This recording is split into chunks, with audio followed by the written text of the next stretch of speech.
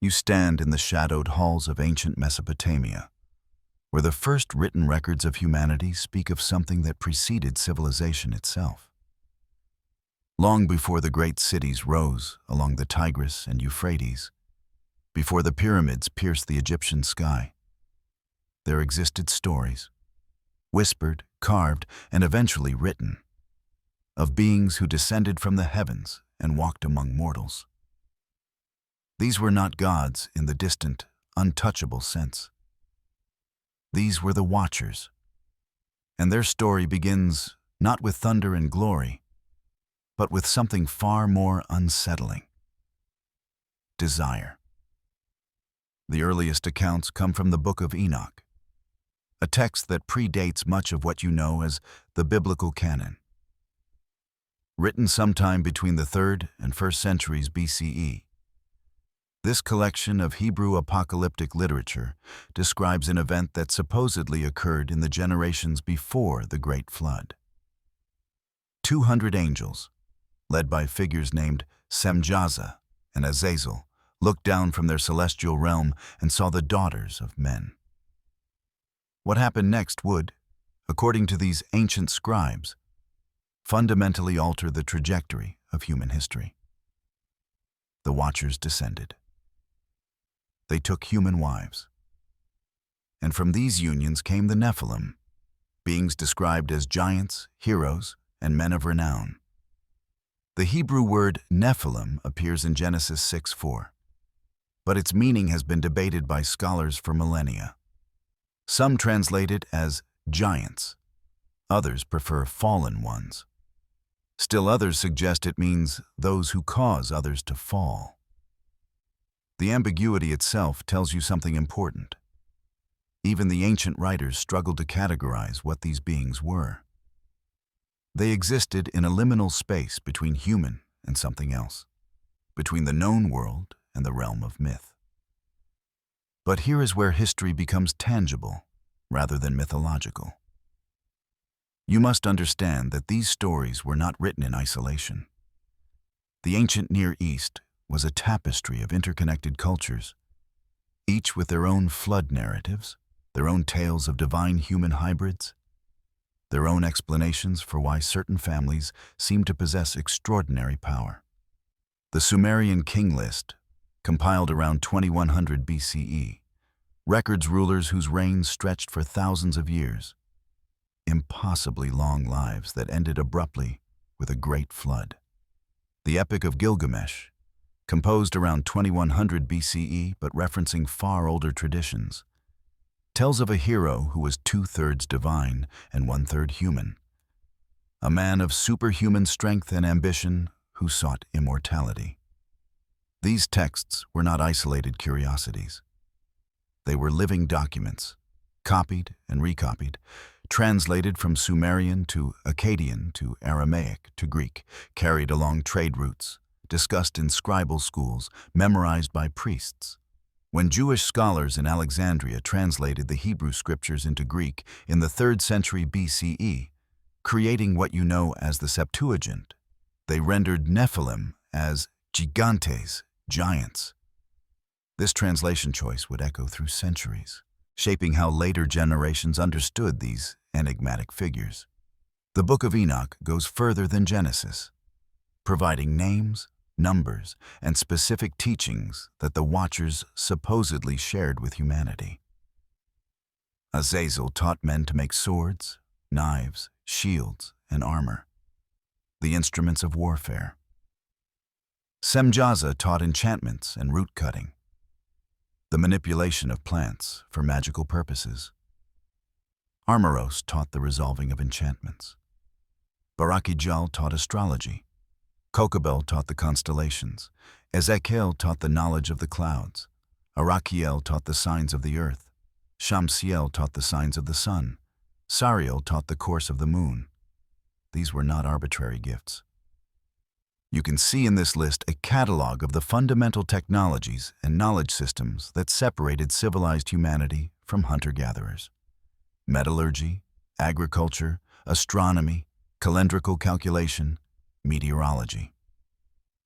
The text presents these advances not as the gradual accumulation of human wisdom, but as sudden revelations from beings who existed outside the normal order of creation. The implication is profound. Human civilization itself might be the product of forbidden knowledge, passed down from entities who violated cosmic law. The offspring of these unions, the Nephilim, are described in the Book of Enoch as consuming all the resources of humanity. They ate the labor of men, and when that proved insufficient, they began to devour the men themselves, along with birds, beasts, reptiles, and fish. This apocalyptic imagery of hybrid beings whose appetites could not be satisfied served as an explanation for the catastrophic violence that supposedly necessitated the flood. The earth had become corrupted, not just morally, but genetically, and the flood waters served as a cleansing mechanism, wiping the slate clean. Except, the texts suggest, not entirely clean. Genesis 6:4 includes a curious phrase that translators have wrestled with. The Nephilim were on the earth in those days, and also afterward, when the sons of God went to the daughters of humans and had children by them. That word afterward opens a door that Orthodox theology has often tried to close. If the Nephilim existed after the flood, if their bloodline somehow survived the catastrophe that was meant to eliminate them, then their story did not end in the antediluvian world. It continued. And if it continued, you must ask, where did it continue? In whom did it continue? And could it continue still? This question becomes more than theoretical when you examine the post-flood narratives. Numbers 13:33 records the report of Israelite spies sent to scout the land of Canaan around 1400 BCE. We saw the Nephilim there. The descendants of Anak come from the Nephilim. We seemed like grasshoppers in our own eyes, and we looked the same to them. Here, centuries after the flood, the Nephilim reappear, associated specifically with the Anakim, a people known for their great stature and strength. The Anakim were not mythological. They were historical inhabitants of Canaan, mentioned in Egyptian texts and in the archaeological record. Their cities, Hebron, Gaza, Gath, were real places that you can still visit today. The biblical narrative presents them as descendants of Anak, whose name means long-necked or giant, and traces their lineage back through various Canaanite peoples. When the Israelites finally conquered Canaan under Joshua, special attention was paid to eliminating the Anakim. Joshua 11:21-22 records that Joshua destroyed the Anakites from the hill country. From Hebron, Debir, and Anab, from all the hill country of Judah, and from all the hill country of Israel. Joshua totally destroyed them in their towns. No Anakites were left in Israelite territory. Only in Gaza, Gath, and Ashdod did any survive. This passage is remarkable for its specificity. It names cities. It describes a deliberate campaign of extermination, and it acknowledges that the task was incomplete. Remnants survived in the Philistine cities of Gaza, Gath, and Ashdod. This detail matters because of what comes next in the biblical narrative. Roughly 2 centuries later, around 1000 BCE, a young shepherd named David will face a champion from Gath named Goliath, described as being over 9 feet tall, wearing armor that weighed 125 pounds, carrying a spear whose iron point alone weighed 15 pounds. The text explicitly identifies Goliath as a descendant of the Rephaim, another term associated with the Nephilim and giant peoples. You might be tempted to dismiss these measurements as exaggeration, the kind of hyperbole that ancient heroes attract, but the pattern is too consistent, too widespread, and too detailed to ignore completely. The historical record of the ancient Near East is filled with references to unusually large individuals and peoples. The Egyptian pharaoh Senusret 1971 to 1926 BCE, recorded military campaigns against the Hill of E, whose inhabitants were described as being of extraordinary size. Hittite texts from the 2nd millennium BCE reference the men of great stature, who inhabited the regions of Canaan before the arrival of smaller populations. Medical science offers you some context here. Gigantism, caused by excess growth hormone, is a documented medical condition that can produce individuals of extraordinary height, 7, 8, even 9 feet tall. Acromegaly, a related disorder, causes abnormal bone growth in adults, particularly in the hands, feet, and face. These conditions are rare but real, caused by tumors on the pituitary gland. Could the Nephilim simply have been populations with a higher incidence of such disorders, their unusual size mythologized over generations into stories of divine human hybrids? This explanation satisfies modern rationalism, but it struggles with the sheer persistence of the Nephilim narrative across cultures and centuries. The Greek tradition spoke of the Titans and their offspring, beings of enormous power who challenged the Olympian gods. Norse mythology described the Jotnar, giants who represented the chaotic forces of nature. Hindu texts reference the Daityas and Danavas, powerful beings born from the union of gods and mortals. Celtic legends preserve stories of the Fomorians and later the Tuatha De Danann, races of superhuman beings who ruled Ireland before the arrival of ordinary humans. These are not borrowed stories.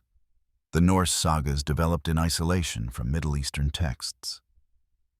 The Vedic traditions of India evolved independently of Mediterranean mythology. The Celtic narratives emerged from a completely different cultural matrix. Yet they all preserve the same basic structure: beings of extraordinary power and size, often descended from divine or celestial sources, who once walked the earth and whose bloodlines may have persisted in certain royal or aristocratic families.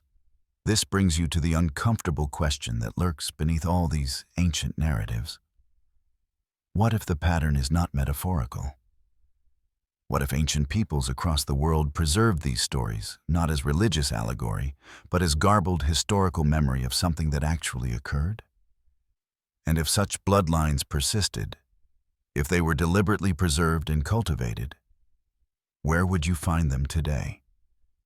The answer, according to those who study these traditions most seriously, lies not in the margins of society, but at its very center, in the halls of power, in the lineages of kings and presidents, in the bloodlines that have ruled humanity for millennia. But to understand how this might be possible, you must first understand something that seems mundane: the extraordinary importance that ancient cultures placed on genealogy and the lengths to which powerful families went to preserve what they believed to be sacred bloodlines. You stand now at a crossroads in this investigation. Behind you lie the ancient texts, ambiguous and troubling. Before you stretches the long corridor of recorded history, filled with royal genealogies, dynastic successions, and carefully documented bloodlines. The question that should keep you awake is not whether the Nephilim existed in some ancient, mythological sense. The question is whether their descendants believed they carried a special inheritance, whether they took deliberate steps to preserve it, and whether that belief shaped the course of human civilization in ways you have never considered. Section 2 continues without interruption from this precise moment of questioning. You must now follow those bloodlines forward through history, tracing them as carefully as the scribes and genealogists who first recorded them. The project of documenting royal lineage was not a casual pursuit in the ancient world. It was a sacred duty, a matter of cosmic significance. In Egypt, the pharaohs were not merely kings. They were living gods, incarnations of Horus, maintaining Maat, the divine order of the universe. Their bloodline was the conduit through which the gods touched the earth. The pharaonic succession was not simply a matter of primogeniture. the automatic passing of the throne from father to eldest son. It was far more complex, far more deliberate. Egyptian royal marriages frequently occurred between siblings, or between uncles and nieces, or between fathers and daughters. Modern observers recoil from this practice, labeling it incest and attributing it to isolated royal arrogance. But you must understand it in its proper context. These marriages were intended to concentrate and preserve something the Egyptians believed existed in the royal blood itself, a divine essence that would be diluted by marriage to commoners. The 18th dynasty of Egypt, which ruled from approximately 1550 to 1295 BCE, provides you with the most thoroughly documented example of this practice. Ahmose I, who expelled the Hyksos invaders and reunited Egypt, married his sister, Ahmose Nefertari. Their son, Amenhotep I, married a woman who was likely his sister or half-sister. This pattern continued through the dynasty, reaching its most extreme expression in the reign of Tutankhamun, whose parents were full siblings. Modern DNA analysis, published in the Journal of the American Medical Association in 2010, confirmed that Tutankhamun was the product of a brother-sister union, and that he suffered from numerous genetic disorders as a result. But here is what you must grasp. These marriages continued despite their obvious biological drawbacks. The pharaohs and their priests could see the physical consequences, the stillbirths, the deformities, the early deaths. Yet they persisted. This suggests that whatever they believed they were preserving was considered more important than the health costs. What could be so valuable that it justified genetic catastrophe? The royal archives at Amarna, the short-lived capital built by the heretic pharaoh Akhenaten, ruled 1353 to 1336 BCE, provide tantalizing clues. Akhenaten revolutionized Egyptian religion, abandoning the traditional pantheon in favor of monotheistic worship of the Aten, the sun disk. His artistic representations are unlike any other pharaoh. He is shown with an elongated skull, feminine hips, and an unusually long neck and face. For decades, scholars debated whether these representations were stylistic choices or reflections of actual physical characteristics. Recent analysis of his mummy and genetic studies of his family suggest he may have suffered from Marfan syndrome or another connective tissue disorder that would explain his unusual appearance. But Akhenaten's inscriptions at Amarna claim something else. He repeatedly emphasizes that he is teaching doctrines given to him directly by the Aten, that he has access to knowledge that previous pharaohs did not possess, that his bloodline carries a special relationship to the divine that authorizes his radical reforms.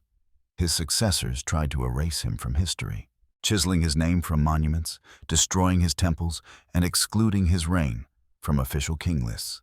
Was this simply religious conservatism, or were they trying to suppress something more specific about what Akhenaten represented or claimed to represent? You must now move northwest from Egypt to Mesopotamia, where the Sumerian king list presents you with an even more explicit claim about antediluvian bloodlines. This document, composed around 2100 BCE, but referencing much earlier traditions, divides history into two distinct eras, before the flood and after the flood.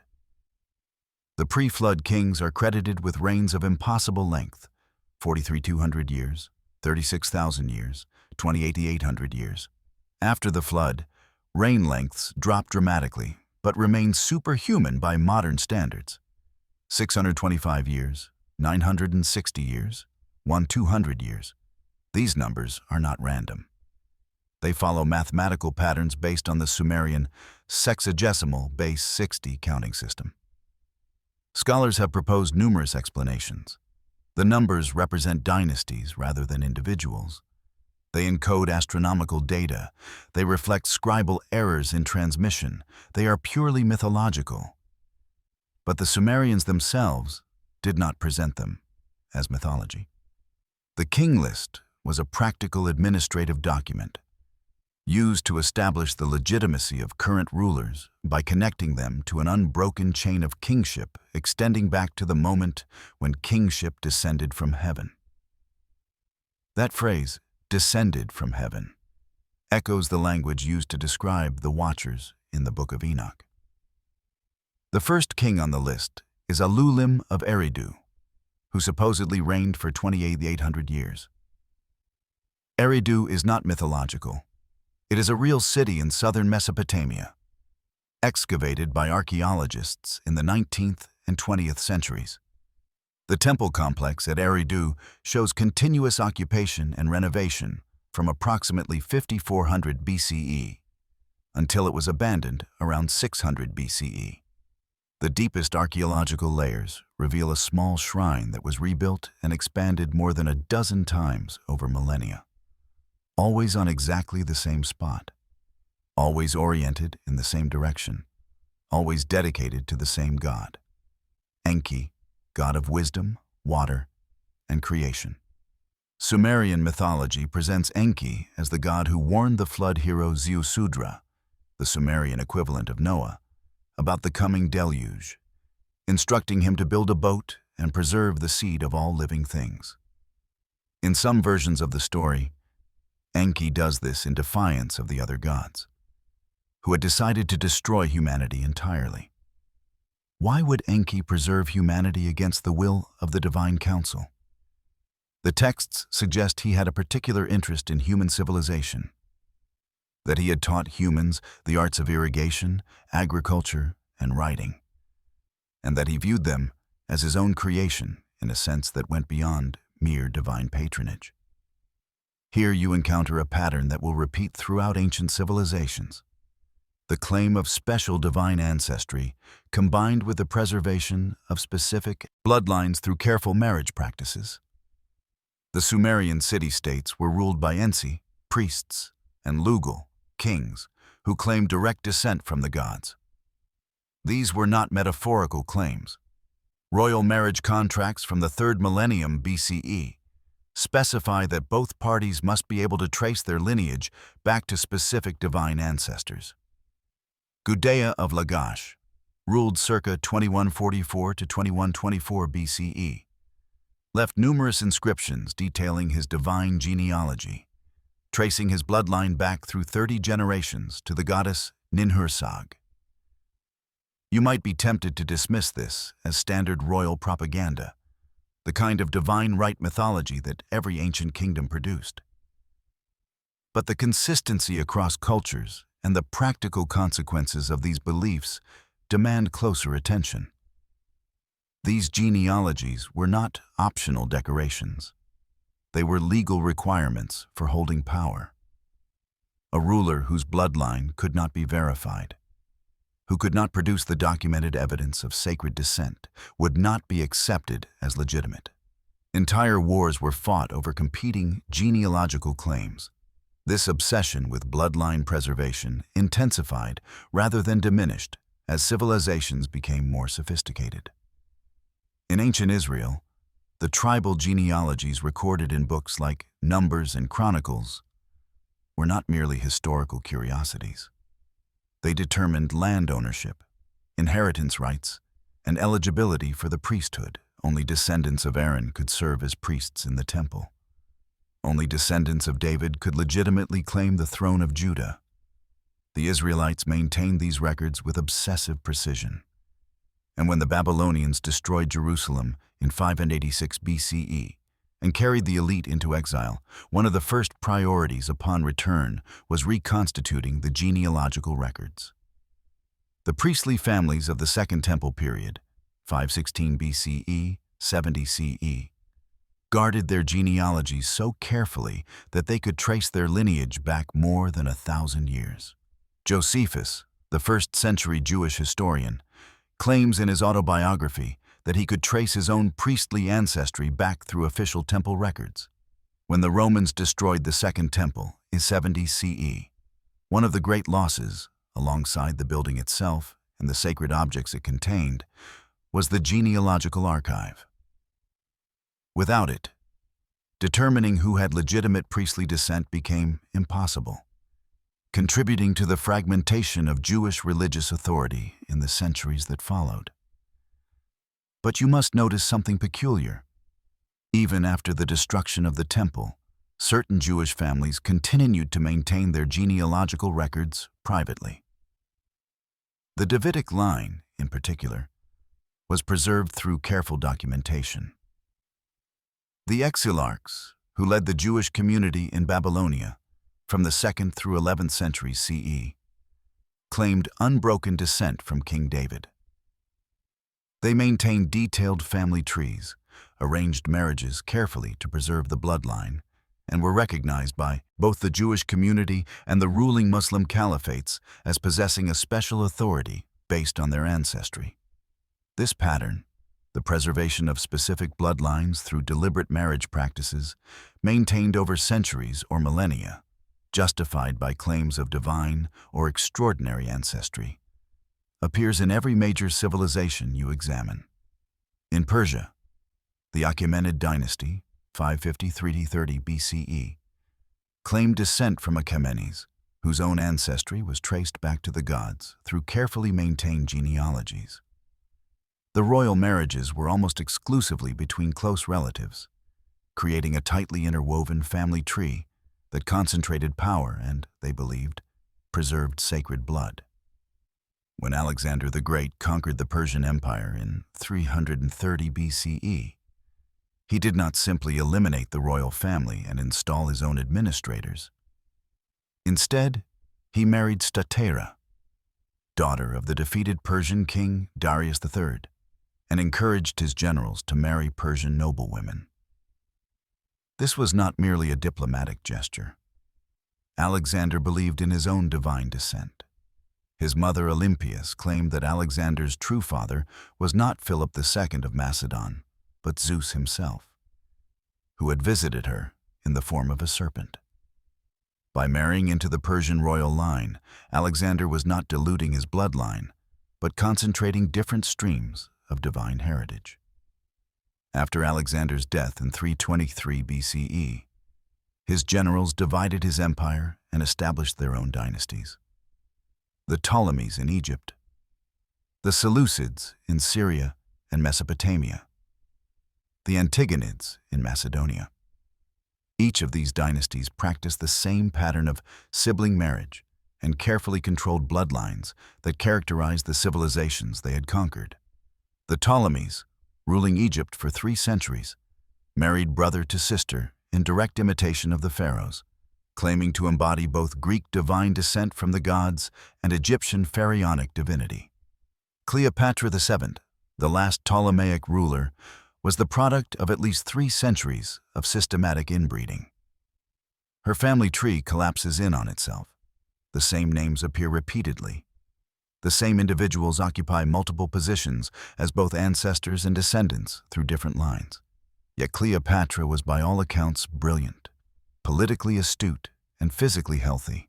How did the Ptolemaic line avoid the genetic collapse that destroyed the 18th dynasty of Egypt? Did they occasionally introduce fresh blood from carefully selected sources, or were they simply fortunate in the genetic lottery?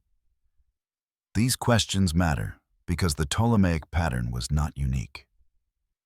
Every royal house in Europe would eventually adopt similar practices, claiming special bloodlines and marrying almost exclusively within a small pool of noble families.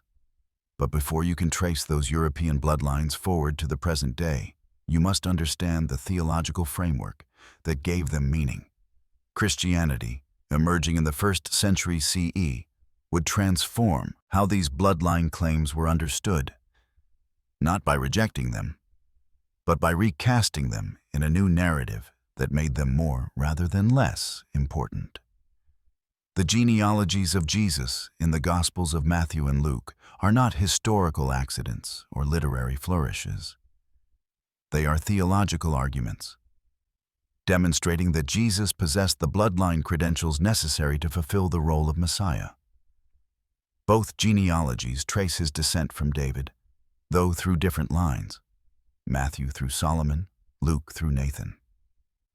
This discrepancy has troubled scholars for 2 millennia, producing numerous complex explanations. But you must notice what both genealogies assume. That bloodline descent matters, that it conveys something real and important, that who your ancestors were determines what you can become. Early Christianity struggled with this tension between spiritual equality. There is neither Jew nor Gentile, slave nor free, male nor female, and the persistent importance of bloodline. The concept of apostolic succession emerged by the late 1st century. The idea that the authority to lead the church passed through a specific lineage from the apostles forward. This was not merely organizational convenience. It reflected a deep belief that something tangible, grace, authority, spiritual power, could be transmitted through a specific line of laying on of hands. But there was another bloodline claim that emerged in early Christianity, one that would have profound historical consequences. The idea that Jesus did not die childless, that he had descendants, and that those descendants carried a special spiritual heritage. This claim appears in fragments, in hints, in texts that were suppressed or destroyed. The Gnostic Gospels, discovered at Nag Hammadi in 1945, include passages suggesting that Mary Magdalene held a special status among the disciples, that she received teachings the others did not, that her relationship with Jesus was more than that of rabbi and student. You must be careful here not to confuse historical investigation with modern mythology.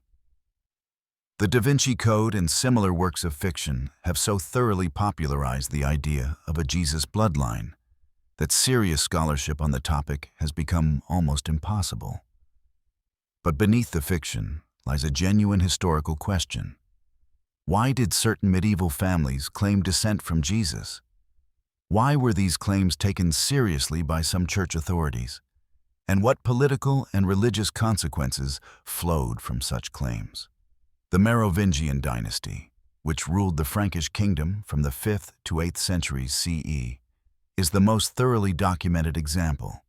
These long-haired kings claimed descent from a mythical sea creature and divine ancestry that predated their conversion to Christianity.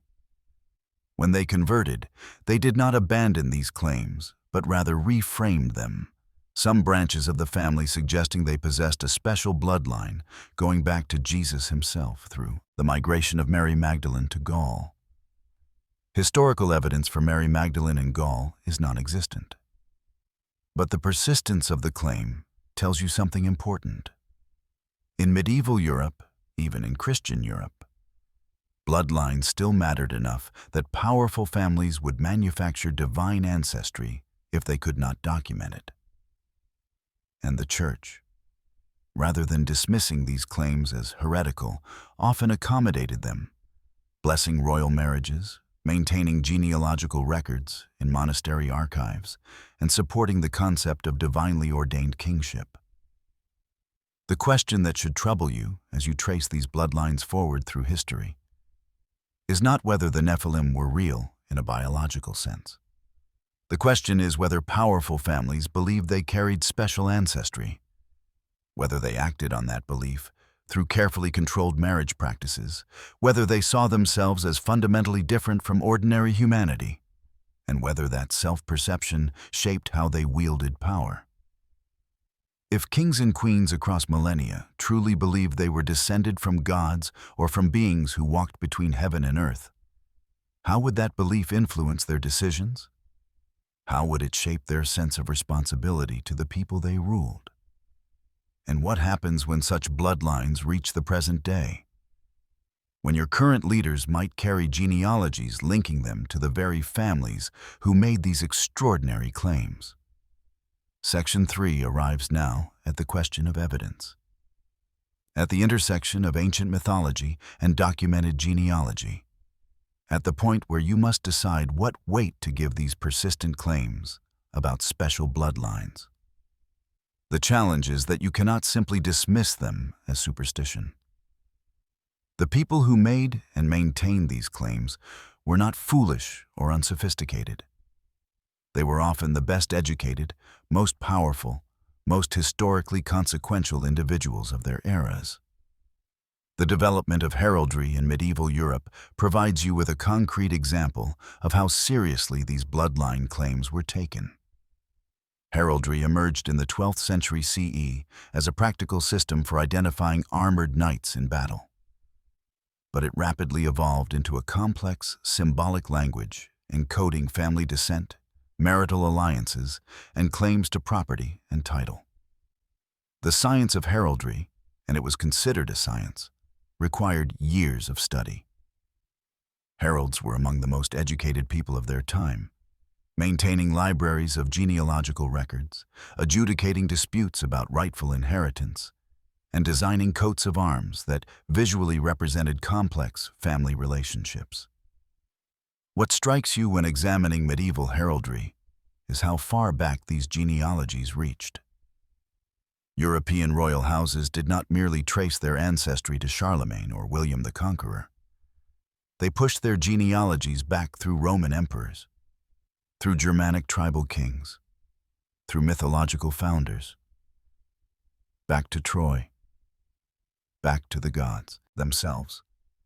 The kings of Britain claimed descent from Brutus of Troy, great-grandson of Aeneas, himself the son of Venus. The French monarchy traced its line back to the Merovingians and beyond them to mythical founder kings who claimed divine descent. You might argue this was simply medieval people doing what pre-modern peoples always did, creating mythological genealogies to legitimize power. But the genealogies were maintained with extraordinary precision where they could be verified. The ancestry of Edward I of England, 1239 to 1307, can be traced back through documentation, charters, chronicles, church records for more than 2 centuries before his birth, with remarkable accuracy. Where documentation fails, the genealogies become less certain, but do not disappear. They continue backward through the Anglo-Saxon royal lines, through migration period Germanic kings, into the fog of the late Roman period. Modern genetic studies have unexpectedly vindicated some of these ancient genealogical claims. A 2006 genetic study published in the journal Molecular Biology and Evolution found that approximately 16 million men alive today in Central Asia carry Y chromosome markers suggesting descent from Genghis Khan, whose empire in the 13th century stretched from China to Eastern Europe. The study identified a specific genetic signature that arose in Mongolia approximately 1,000 years ago and spread rapidly through both conquest and the systematic impregnation of women in conquered territories. This finding confirms something the medieval genealogists always claimed: that bloodlines from powerful rulers could spread widely through populations and remain identifiable centuries later. If Genghis Khan's genetic signature can be detected 800 years after his death, what about bloodlines that were carefully maintained for millennia through deliberate marriage practices? What about royal lines that married almost exclusively with other royal lines, creating isolated genetic populations that would preserve distinctive markers? The Habsburg dynasty, which ruled much of Europe from the 13th to 20th centuries, provides a documented example of this process. The Habsburgs practiced close relative marriage so consistently that by the 18th century, Charles II of Spain, 1661 to 1700, was more inbred than if his parents had been siblings. He suffered from numerous genetic disorders, could barely walk or speak, and died at 38 without producing an heir, ending the Spanish Habsburg line. Modern genetic analysis published in PLOS 1 in 2009 calculated his inbreeding coefficient at 0.254, higher than would result from a brother-sister union. Yet the Habsburg line persisted through the Austrian branch, and the family's carefully documented genealogy allows geneticists to trace the accumulation of genetic disorders over centuries. The famous Habsburg jaw, mandibular prognathism, a protruding lower jaw, can be tracked through portraits and skeletal remains. It was not caused by a single genetic mutation, but by the concentration of multiple recessive genes through repeated inbreeding. What you must recognize is that the Habsburgs knew what they were doing. They could see the physical consequences of their marriage practices. Yet they continued because they believed they were preserving something more important than individual health. A sacred bloodline that conveyed the right to rule. This was not unique to the Habsburgs. The same pattern appears in the royal houses of Prussia, Russia, Britain, and Spain, all of which intermarried constantly, creating what was essentially a single extended family ruling most of Europe by the 19th century. Queen Victoria of Britain, 1819 to 1901, is known not just as the matriarch of a vast empire, but as the carrier of hemophilia, a genetic bleeding disorder that spread through her descendants to the royal houses of Russia, Spain, and Germany. This was not a spontaneous mutation in Victoria herself, as was long assumed. Recent genetic research suggests it may have entered the British royal line through earlier inbreeding, perhaps carried as a recessive gene that only manifested when Victoria's already inbred parents produced a child. Victoria became a carrier and passed the gene to 3 of her 9 children. Through them, it spread to the Romanovs in Russia. Alexandra, wife of Tsar Nicholas II, was Victoria's granddaughter and passed hemophilia to her son Alexei, whose illness influenced the political instability that contributed to the Russian Revolution. This genetic cascade demonstrates something crucial. Bloodlines matter not merely as abstract claims of legitimacy, but as biological realities. What flows through these carefully maintained family trees is not just symbolic, but genetic, and the consequences can be world historical. The hemophilia that Victoria's descendants carried was a direct result of the inbreeding practiced by European royalty for centuries.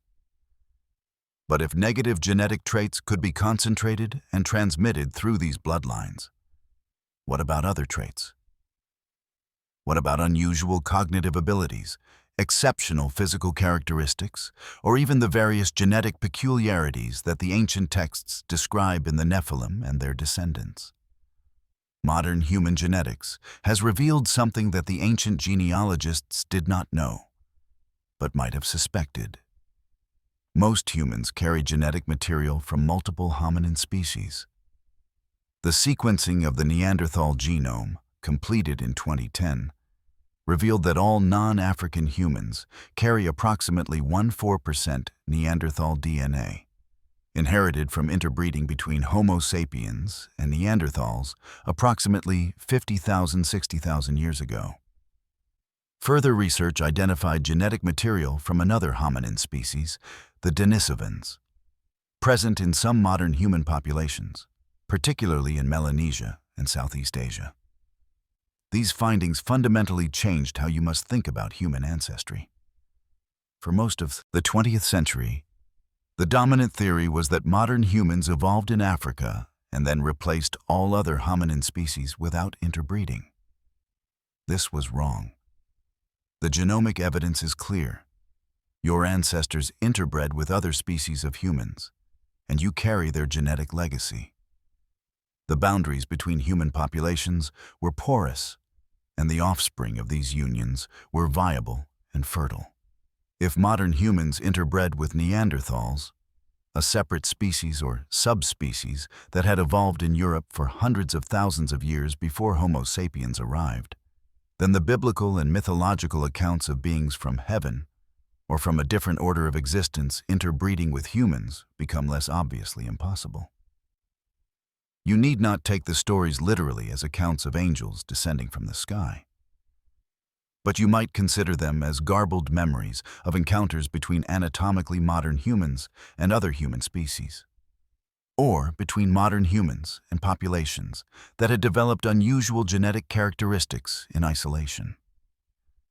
The megalithic structures scattered across Europe, the Middle East, and other regions present another angle on this question. Göbekli Tepe in Turkey, dated to approximately 9600 BCE, was constructed before the development of agriculture, before permanent settlements, before ceramics or metalworking.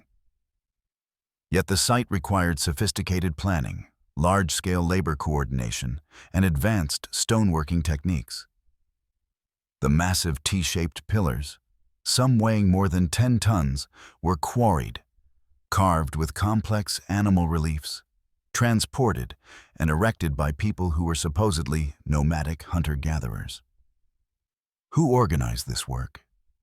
Who possessed the knowledge to plan such structures? The traditional archaeological answer is that the project itself drove the development of social complexity, that the need to build the site led to the invention of agriculture and permanent settlement to support the workforce. But this places the cart before the horse. Someone had to conceive of the project, design it, and possess the authority to mobilize the labor required. Where did that knowledge and authority come from? The ancient texts offer an answer. It was taught by the Watchers, by beings who possessed knowledge beyond what humans should have had at that stage of development. You need not take this literally to recognize the problem it addresses. The archaeological record shows repeated instances of sudden, seemingly spontaneous advances in human capability. The development of metallurgy, the invention of writing, the construction of monumental architecture, that are difficult to explain through gradual evolution alone. The alternative explanation, one that makes some researchers uncomfortable, is that these advances came from small populations that had developed unusual cognitive abilities, either through genetic isolation and evolutionary pressure or through some other process. If such populations existed and intermarried with the larger human population, their knowledge and capabilities would spread. But their genetic distinctiveness might persist in certain family lines that practiced endogamy, marrying within the group. This brings you to the most controversial aspect of the Nephilim hypothesis, not whether unusual beings existed in the ancient past, but whether their descendants deliberately preserved their bloodlines and whether those bloodlines remain identifiable today. The evidence suggests that from the earliest historical records until the present, certain families have claimed special ancestry, have married almost exclusively within a restricted pool to preserve that ancestry, and have wielded disproportionate power and influence. The question that should occupy your mind as you drift towards sleep is not whether you can prove these claims scientifically. The question is, what if the people making these claims believed them? What if kings and queens, priests and presidents have acted for millennia on the assumption that their bloodlines conveyed special rights, special abilities, special destinies? How would that belief shape history? And when you examine who holds power today, when you trace their family trees backward through genealogical records that are public and verifiable, what patterns emerge? Do today's leaders connect to these ancient bloodlines? And if they do, does that connection tell you something important about how power operates and perpetuates itself in human civilization? These are not comfortable questions, but they are necessary ones. The Nephilim, whether you understand them as literal giants, as genetic anomalies, as mythological representations of human encounters with the other, or as something else entirely, represent a persistent tradition that bloodlines carry meaning, that ancestry determines destiny, and that some humans are fundamentally different from others. That tradition has shaped politics, religion, and social organization throughout recorded history.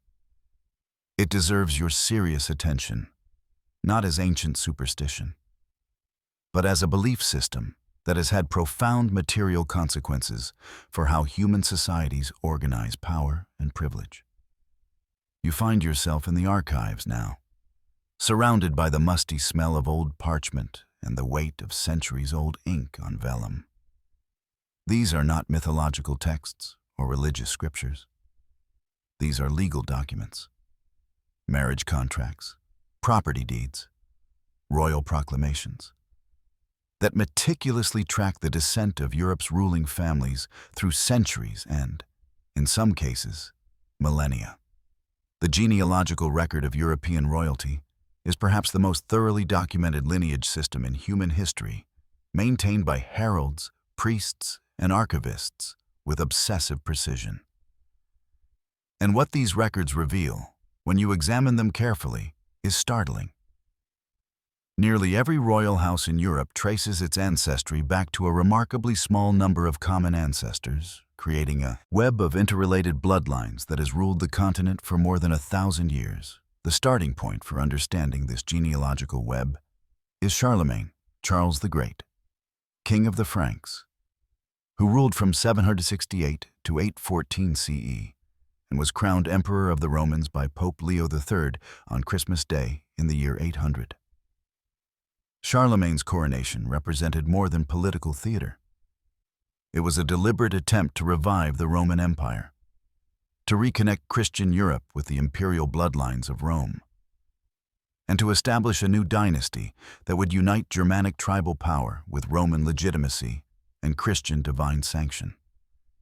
Charlemagne's own ancestry, carefully documented in the Frankish royal chronicles, traces back through the Carolingian dynasty to the earlier Merovingians, those peculiar long-haired kings who claimed descent from a sea creature and maintained their own legends of special, perhaps divine, heritage. The Merovingian line had been displaced when Charles Martel, Charlemagne's grandfather, established his family's control of the Frankish kingdom in the early 8th century. But the Carolingians did not entirely reject Merovingian legitimacy.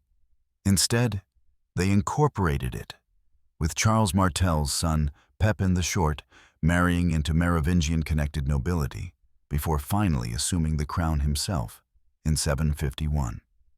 The significance of this pattern cannot be overstated. Power in medieval Europe did not simply flow to the strongest warlord or the most effective administrator. It required genealogical legitimacy, a demonstrable connection to previous rulers, a bloodline that could be verified and traced. When you examine the hundreds of kingdoms, duchies, and principalities that emerged from the fragments of Charlemagne's empire after his death, you find that nearly all of their ruling families could trace their descent, directly or through female lines, back to Charlemagne himself. But Charlemagne's own documented genealogy goes back only to the 6th century, to his direct ancestors among the Frankish nobility and mayors of the palace. The more ambitious genealogists of the medieval period, however, did not stop there. They pushed the Frankish royal line back through the migration period, through the chaos of the 4th and 5th centuries when Germanic tribes moved across the collapsing Roman Empire, back to the tribal kings who led their people out of Scandinavia and the Baltic regions.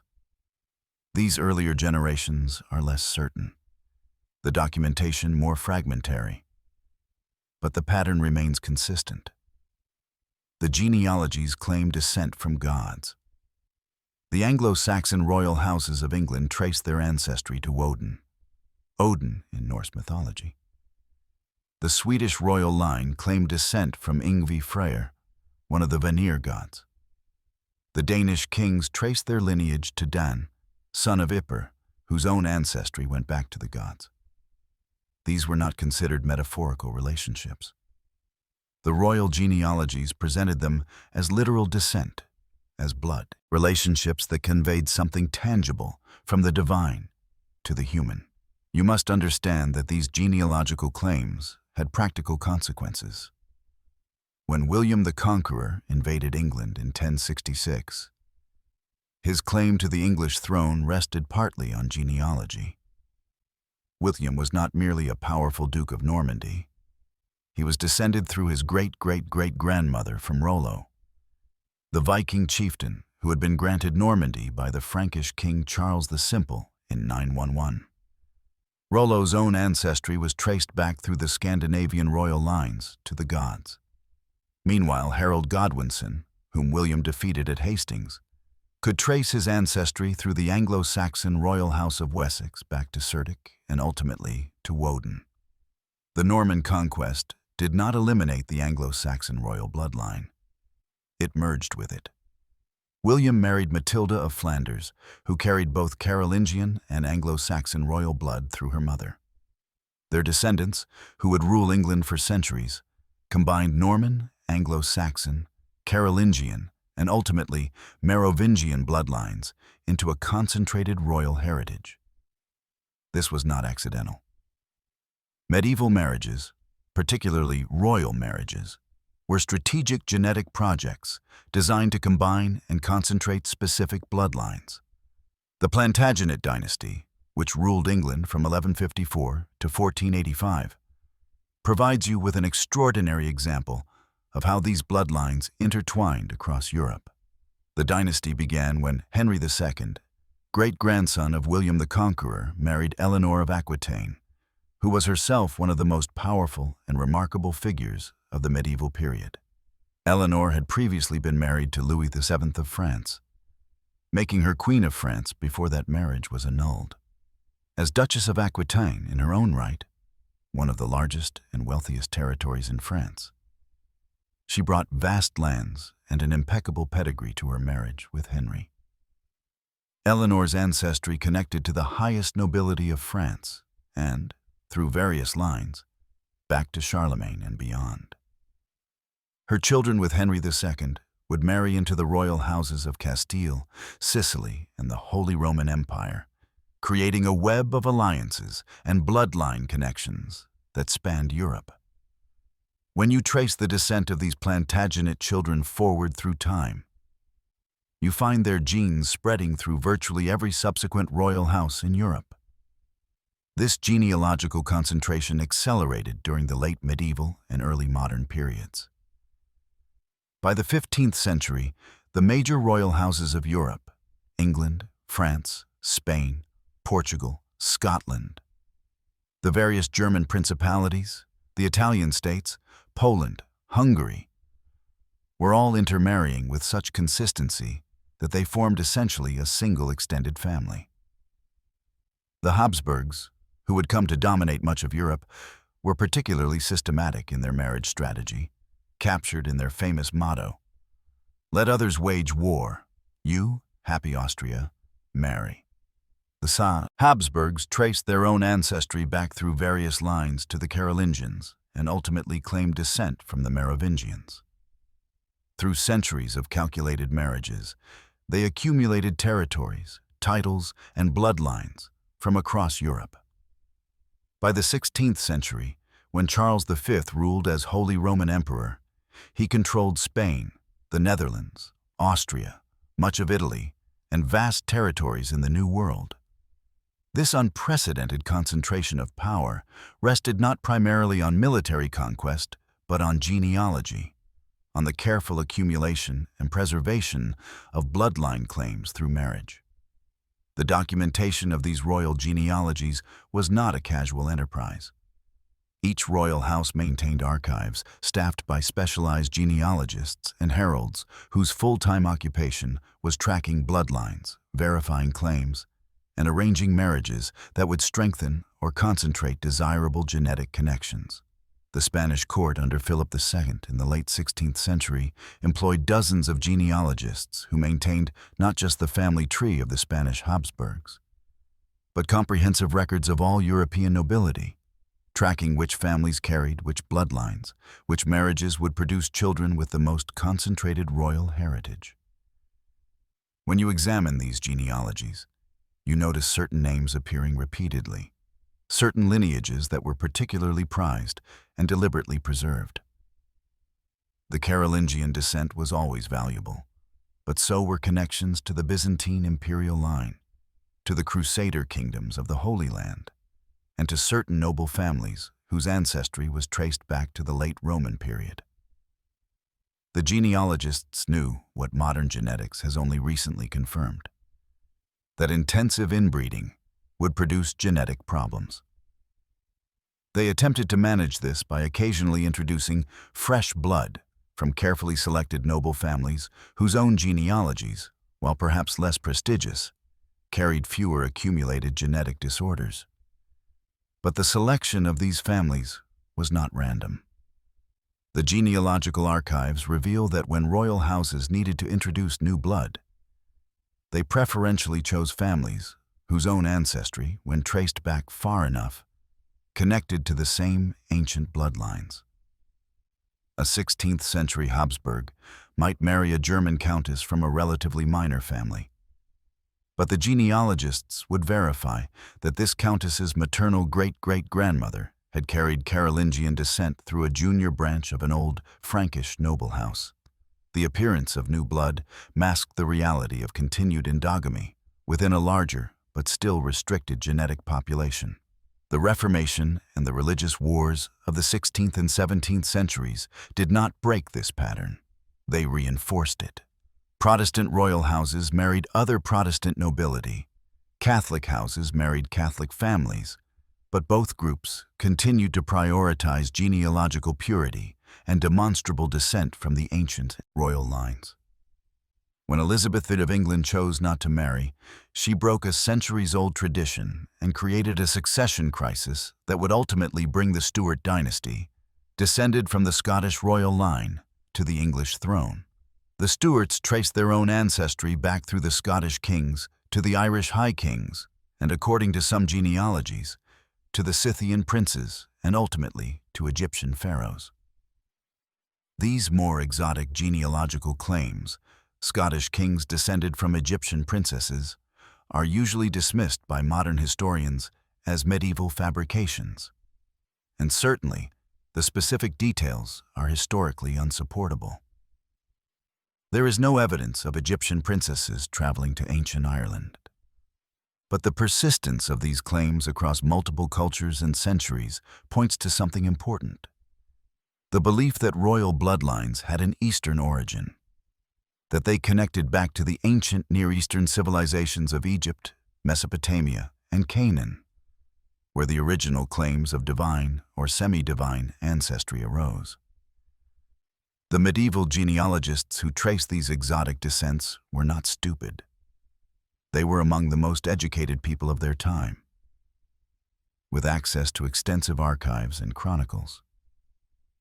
When they claimed that Scottish or Irish royalty descended from Scythian princes, they were working from ancient texts, now lost, that recorded migrations and intermarriages between the peoples of the ancient world.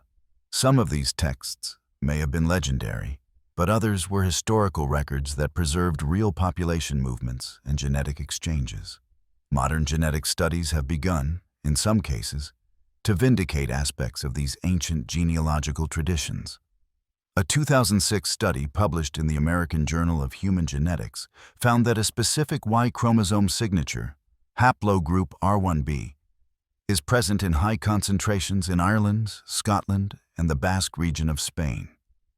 Precisely the areas where medieval genealogies claimed ancient migrations from the Eastern Mediterranean.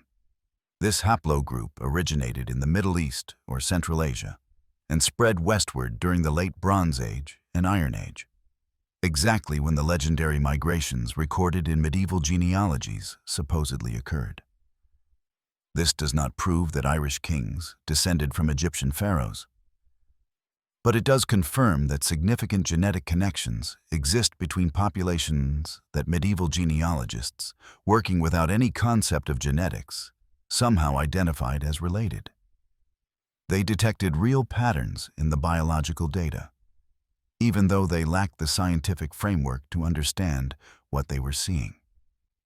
The 18th and 19th centuries brought dramatic political changes to Europe. Revolutions, the rise of constitutional monarchies, the spread of democratic ideals. But these changes did little to disrupt the genealogical concentration of royal bloodlines. Even as kings lost political power, they retained social prestige and continued to marry almost exclusively within the same restricted pool of families. By the time of the First World War, the major antagonists, Kaiser Wilhelm II of Germany, Tsar Nicholas II of Russia, and King George V of Britain, were all first cousins, grandchildren of Queen Victoria. They called each other Willie, Nicky, and Georgie in their personal correspondence. The war that killed millions and destroyed empires was, at one level, a family quarrel. The fall of most European monarchies after World War I did not eliminate these bloodlines. It merely removed them from direct political power. The descendants of the royal houses continued to exist, continued to maintain their genealogical records, and continued to marry preferentially within their extended family. Today, if you trace the ancestry of the remaining European monarchs, in Britain, Spain, Sweden, Norway, Denmark, the Netherlands, Belgium, you find they are all descended from Queen Victoria and from numerous other common ancestors going back through the royal lines of Europe. But here is where the story becomes relevant to your present-day experience. These bloodlines did not remain confined to Europe. As European powers colonized the Americas, Africa, Asia, and Oceania, the colonial administrators, governors, and military leaders who implemented and maintained these colonial systems were drawn disproportionately from the European nobility and gentry, the same families whose genealogies connected to the royal bloodlines. When these colonies eventually became independent nations, the power structures often remained in the hands of elites whose ancestry, when traced back, connected to the European ruling classes. The United States, founded on explicitly anti-monarchical principles, nonetheless developed its own aristocracy drawn heavily from families with documented descent from European nobility. A genealogical study published in 1995 found that all but one U.S. president can trace their ancestry to European royalty. George Washington, Thomas Jefferson, John Adams, the revolutionary founders, were all descended from English kings. This was not accidental. The colonial leadership of British America was drawn from the British gentry class, and the gentry class consisted of junior branches of the nobility, families whose own ancestry connected to the royal lines through female descents or cadet branches. This pattern continues into the present. When you examine the genealogy of recent U.S. presidents, Bush, Obama, Trump, Biden, each one can be traced back through various lines to European royalty. The connections are sometimes distant, running through dozens of generations, but they exist and they are documented. What you must ask yourself is whether this pattern is purely coincidental, a mere artifact of the fact that anyone with European ancestry likely has some royal descent if you go back far enough, or whether it reflects something more systematic about how elite families preserve power and status across generations. The genealogical research suggests the latter. While it is true that most people of European descent have some royal ancestors if you trace back far enough, a mathematical consequence of exponential genealogical growth, what distinguishes modern political elites is not merely that they have some royal ancestry, but that they have unusually concentrated royal ancestry. They descend from the royal lines through multiple paths. They carry higher than average percentages of DNA from specific royal ancestors, and their families have maintained records of these connections and, in some cases, consciously preserved them through marriage patterns. The question that should occupy your mind as you trace these bloodlines from ancient Mesopotamia through medieval Europe to the present day is not whether ancient kings were literally descended from gods or Nephilim. The question is whether a relatively small number of interrelated families have maintained genetic and social continuity for thousands of years, whether they have consciously preserved what they believe to be special bloodlines, and whether those bloodlines correlate with unusual concentrations of political, economic, and social power.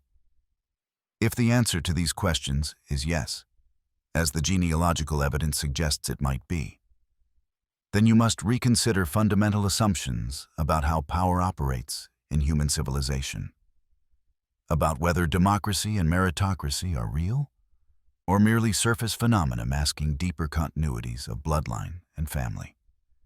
Section 2 continues this investigation by examining what might be preserved in these bloodlines. not metaphysically, but biologically, genetically, and culturally. The project of maintaining royal bloodlines was not merely about legitimizing political power, though it certainly served that function.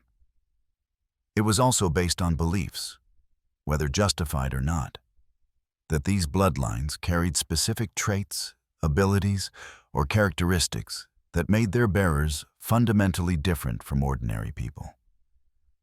The medieval concept of blue blood provides you with a concrete example. This term, which originally emerged in Spain as sangre azul, referred to the visible veins of pale-skinned nobles who had not intermarried with darker-skinned Moors during the centuries of Islamic rule in Iberia. The phrase encoded a genetic marker, pale skin that had been preserved through endogamy, with social and political significance. Blue blood meant pure blood, blood that had not been contaminated by intermarriage with outsiders. But the concept went deeper than mere skin color. The Spanish and other European nobilities believed that their bloodlines carried inherent qualities: courage, nobility of spirit, refined sensibility, natural leadership. These were not considered learned traits, but inherited ones, passed through the blood from parent to child. Modern genetics has taught you that this belief was both wrong and right.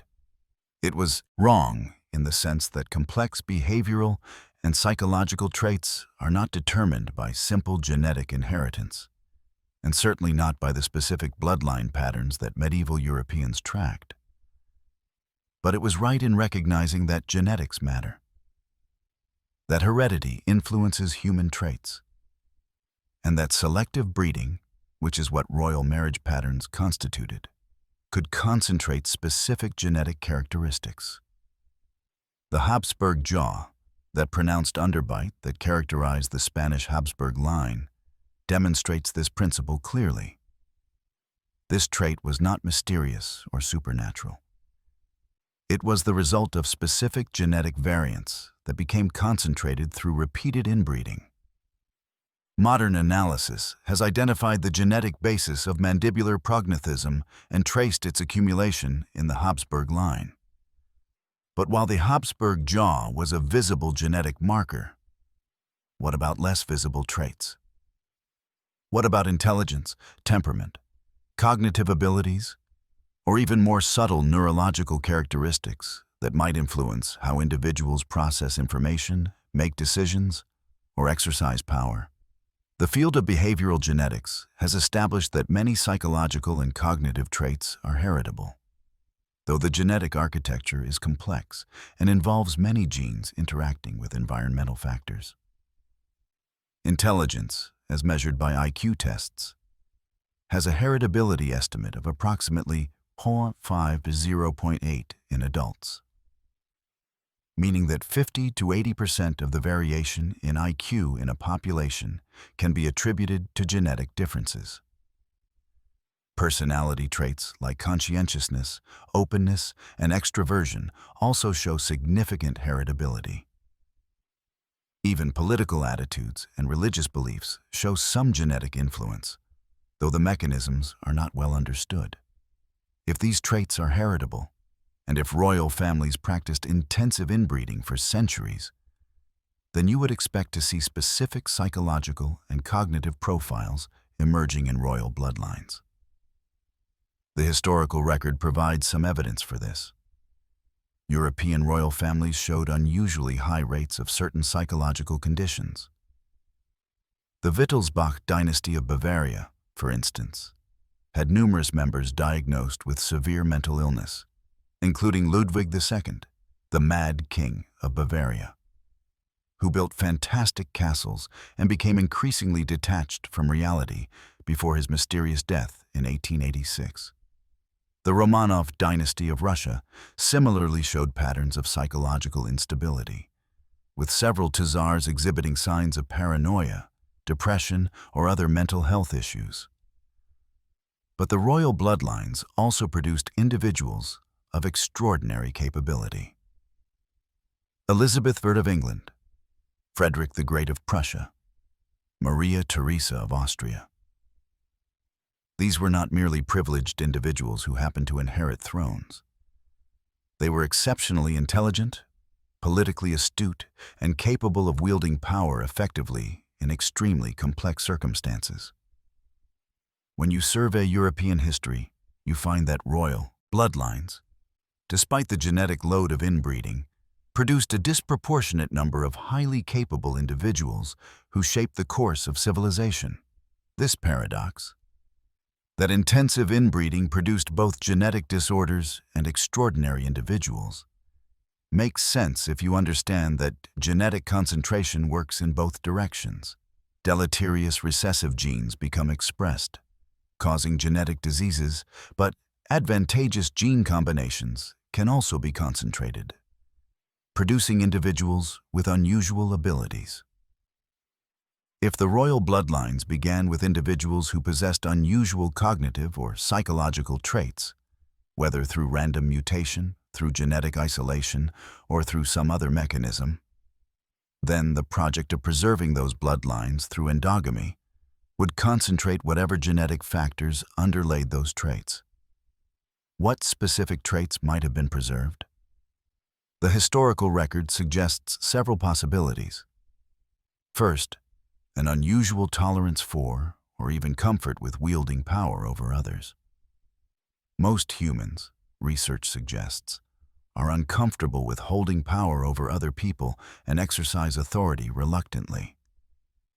But royal bloodlines selected for individuals who could comfortably command armies, make life and death decisions, and rule over millions. This might reflect genetic variations in empathy, in social dominance orientation, or in the neural circuits that process social hierarchy. Second, enhanced strategic thinking and long-term planning abilities. Royal families had to think in terms of generations, arranging marriages and alliances that would benefit their descendants decades or centuries in the future. This required cognitive abilities that went beyond immediate tactical thinking. An ability to model complex social and political dynamics over extended time periods. The genealogical records show that royal families tracked their ancestry and planned their marriages with extraordinary foresight, sometimes arranging marriages for children or even infants based on genealogical projections of how those unions would affect bloodlines and territorial holdings multiple generations hence. Third, and perhaps most interestingly, an unusual relationship to ordinary social norms and moral constraints. Royal bloodlines across cultures show a pattern of behavior that would be considered psychopathic in ordinary individuals. A willingness to kill rivals, including family members. A comfort with deception and manipulation. A sense of being above normal moral and legal constraints. But these same individuals often showed genuine care for their subjects, implemented beneficial policies, and created stable governing systems. This suggests not psychopathy exactly, but a different moral psychology, one that could operate simultaneously on multiple moral planes, ruthless in protecting dynastic interests, but principled in governing. Modern neuroscience has begun to identify genetic variants and brain structures associated with these traits. The MAOA gene, sometimes called the warrior gene, has variants that correlate with increased aggression and risk-taking behavior, particularly in males.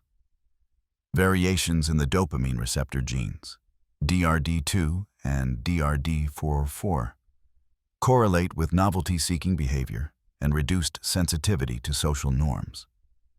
Certain brain structure differences, particularly in the prefrontal cortex and amygdala, associate with both reduced empathy and enhanced strategic thinking abilities.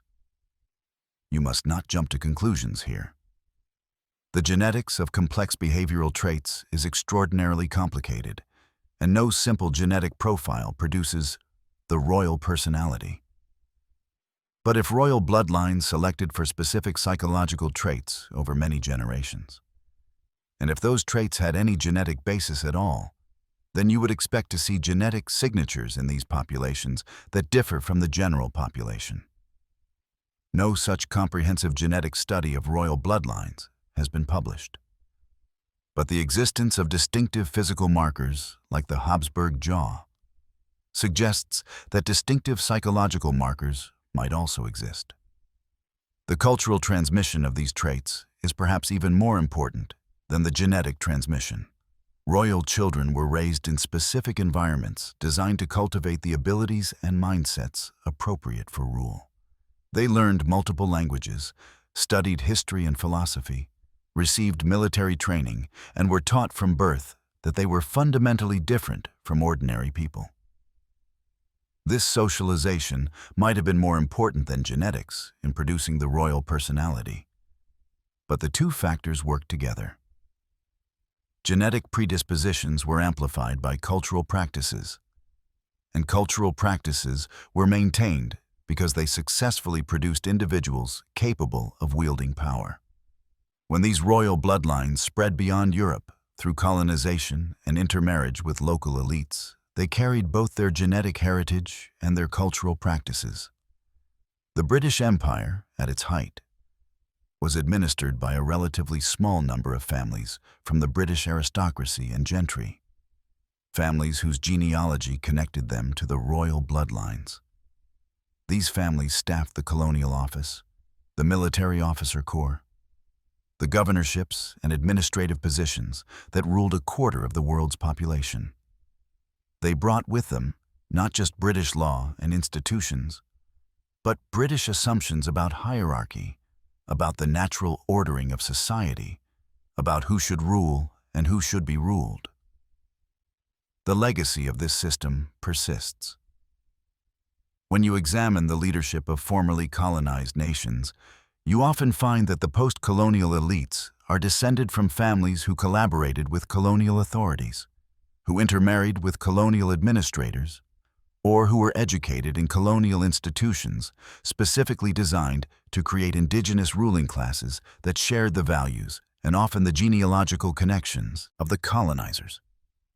The result is a global elite that, when you trace their ancestry, connects back through various paths to the European royal bloodlines, and, through those lines, to the ancient noble families of the Near East, who first made claims about special ancestry.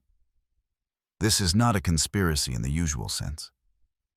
There is no secret organization directing this process, but there is a pattern, a system of reinforcing relationships between genealogy, education, wealth, marriage patterns, and access to power that has perpetuated itself for millennia. The families who rule today are, in many cases, literally descended from the families who ruled centuries or millennia ago.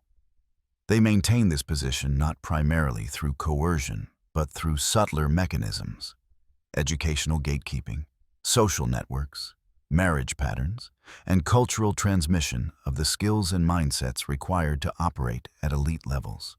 The question you must ask yourself is whether this pattern is coincidental or whether it reflects something deeper about human social organization. Do these bloodlines persist in power because random historical factors happen to advantage certain families, which then perpetuate their advantages through social mechanisms available to any wealthy family? Or do they persist because there is something genuinely distinctive about these bloodlines, genetically, culturally, or both, that makes their members more capable of acquiring and maintaining power than individuals from non-elite backgrounds? The evidence suggests elements of both. Wealth and social connection obviously provide enormous advantages that have nothing to do with inherent capability. A mediocre individual born into an elite family will likely achieve more than a brilliant individual born into poverty, simply because of the resources and opportunities available. But the elite families themselves seem to believe that they carry something more than mere social advantages. They maintain their genealogical records. They preferentially marry within their class. They educate their children in specific ways designed to cultivate elite capabilities. This behavior suggests a belief that bloodline matters, that who your ancestors were influences what you can become. The persistence of these beliefs and practices into the present day is striking. Despite centuries of Enlightenment thought celebrating reason over tradition, despite revolutions fought in the name of equality, despite scientific evidence that genetic differences between human populations are minor, the elite families of the world continue to behave as if bloodline is paramount. They marry within their class, they track their genealogy, they send their children to the same schools that educated their ancestors. They maintain social networks that exclude outsiders. This is not irrational if bloodline actually matters in some way. If the genetic and cultural inheritances carried by these families genuinely do confer capabilities that are difficult to acquire through other means. Section 3 now brings this investigation to its contemporary conclusion. To the question that has been building throughout this exploration. If these bloodlines exist, if they have maintained themselves for millennia, if they carry distinctive genetic and cultural characteristics, and if they concentrate power in the present day, what does this mean for you? For how you understand the world you live in, and for the prospects of human civilization going forward. The first and most important point is that the genealogical connections between ancient royal bloodlines and modern leaders are not speculative or theoretical. They are documented, public, and verifiable. When the New England Historic Genealogical Society published research in 2012 showing that all U.S. presidents except Martin Van Buren descend from King John of England, 1166 to 1216, they were not promoting conspiracy theories. They were reporting the results of standard genealogical research using public records, church registries, and documented family trees. King John himself, though a relatively minor and unsuccessful king, was a descendant of William the Conqueror of Charlemagne, and through various lines of the Merovingian kings, and ultimately of the Roman imperial families. The genealogical path from King John to modern American presidents runs through hundreds of documented individuals whose births, marriages, and deaths were recorded by churches, governments, and family archives. There is no missing link, no speculative leap. The connections are as certain as historical documentation can make them. This same pattern holds for other modern leaders. British prime ministers, French presidents, German chancellors, the leaders of international organizations. When their genealogies are traced, they consistently connect back to the same small pool of European noble families. The probability of this occurring by chance, given the number of ancestors each person has, going back even a few centuries, is vanishingly small. It suggests that access to elite leadership positions continues to be strongly correlated with descent from historical ruling families. But you must be careful not to overinterpret this finding. The correlation between elite ancestry and modern leadership might reflect nothing more than social and economic advantages that persist across generations. Wealthy families can provide better education, better nutrition, better health care, better social connections, all of which increase the probability that their descendants will achieve leadership positions. This explanation requires no genetic hypothesis, no special bloodline characteristics, just the straightforward observation that privilege perpetuates itself. Yet this explanation struggles with certain observations. First, elite families show remarkable resilience across revolutionary upheavals that supposedly destroyed their advantages. The French Revolution guillotined the aristocracy, confiscated their property, and attempted to create a society based on equality. Yet within a generation, many of the same families had recovered their wealth and influence. The Russian Revolution was even more thorough, executing the Romanovs and thousands of nobles, exiling survivors, and attempting to eliminate the class system entirely. Yet even in the Soviet Union, elite positions were disproportionately filled by individuals whose ancestry connected to the old Russian nobility, or to equivalent elite families from other populations. Second, elite families maintain their position even when they lose economic advantages. Numerous European noble families were financially ruined by the world wars, losing estates and wealth that had been accumulated over centuries. Yet their descendants often retained or regained elite positions through other means: education, marriage, social networks. Something beyond mere wealth seems to be inherited, some set of capabilities or mindsets that allows individuals from these families to succeed, even when starting from reduced material circumstances. Third, the specific pattern of elite intermarriage persists even when there is no obvious material advantage to doing so. In the contemporary world, where formal aristocracy has little legal meaning and where wealth can be found in many families with no royal connections, why do descendants of royal lines continue to preferentially marry each other? Why do European royal families still arrange marriages with each other?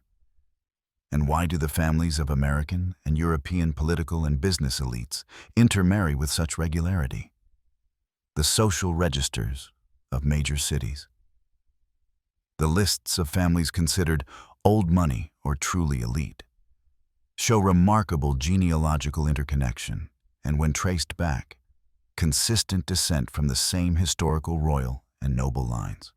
The most disturbing possibility is that these bloodlines have maintained themselves because they carry real genetic and cultural advantages for acquiring and wielding power, and that these advantages have been deliberately cultivated and preserved.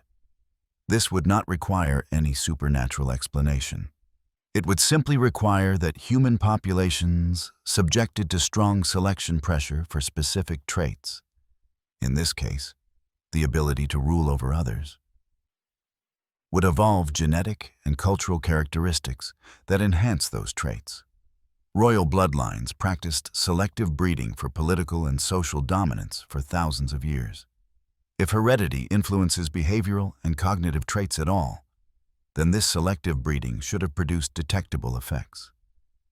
The ethical implications of this possibility are profound and uncomfortable. It would suggest that humanity is not genetically or psychologically egalitarian, that different populations carry different average predispositions for various traits, and that these differences have been systematically cultivated and maintained by ruling classes. This directly contradicts the egalitarian assumptions that underlie modern democratic theory, which assumes that all humans have roughly equal capacity for reason, for moral judgment, for self-governance. If ruling families actually do carry genetic and cultural inheritances that make them more capable of wielding power, then democracy might be less about genuine popular sovereignty and more about managing the relationship between elite rulers and mass populations. But you must also consider the possibility that these bloodline advantages, if they exist, are becoming less relevant in the modern world. The traits that allowed ancient kings to rule successfully, physical dominance, willingness to use violence, ability to command personal loyalty through charisma and kinship ties, may be less important in contemporary technocratic governance systems. Modern leaders must manage complex bureaucracies, understand technical and economic systems, and operate through legal and institutional frameworks that constrain personal authority.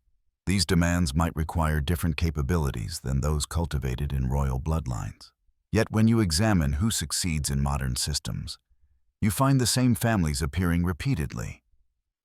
The Bushes in American politics, the Churchills in British leadership, the various branches of the Rothschild family in international finance, the genealogical connections between figures like Winston Churchill and Princess Diana, or between George W. Bush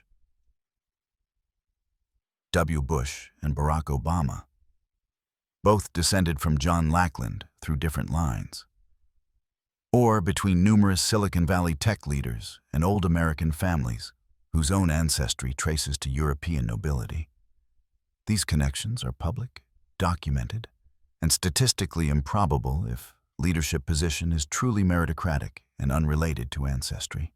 The most balanced conclusion is that bloodline is one factor among many that influences leadership and power, that it matters more than contemporary egalitarian ideology admits, but less than ancient claims about divine descent would suggest. The families who rule today are connected to the families who ruled in the past, and this connection carries both genetic and cultural inheritances that influence capability and opportunity. But these inheritances are not deterministic. They interact with environmental factors, and individuals from non-elite backgrounds can and do develop similar capabilities through other routes. What should concern you is not whether these bloodlines exist, they demonstrably do, but whether the concentration of power in specific family lines, maintained over millennia, serves human flourishing or constrains it. If the same small number of interrelated families have shaped human civilization for thousands of years, making the decisions that led to wars, colonial exploitation, economic systems that generate massive inequality, and environmental degradation that threatens the planet, then perhaps the persistence of these bloodlines is not a sign of superior capability, but simply a sign of successful self-perpetuation by a ruling class whose interests diverge from those of humanity as a whole. The Nephilim narrative, whether you interpret it literally or metaphorically, captures something important about this pattern: the idea that a small group of beings who are fundamentally different from ordinary humanity has ruled over human civilization since its beginning, that their bloodlines have been deliberately preserved, and that they continue to shape human destiny according to their own interests and priorities. Whether these beings were literally the offspring of angels and humans, or simply represent the first human elites who concentrated power and developed the cultural and genetic characteristics necessary to maintain it, matters less than the recognition that human civilization has never been truly egalitarian, that power has always concentrated in specific bloodlines, and that these bloodlines persist into the present day. As you drift toward sleep, let these thoughts settle in your mind. The genealogies are real, the bloodlines persist, the families who rule today are connected to the families who have always ruled. This is not conspiracy theory, but documented history. What you do with this knowledge, how it shapes your understanding of power and possibility in the modern world, is a question each person must answer for themselves. But to ignore these patterns, to pretend that ancestry and bloodline have no influence on who holds power, is to misunderstand the basic structure of human civilization and to blind yourself to how power actually operates beneath the surface of democratic and meritocratic ideals.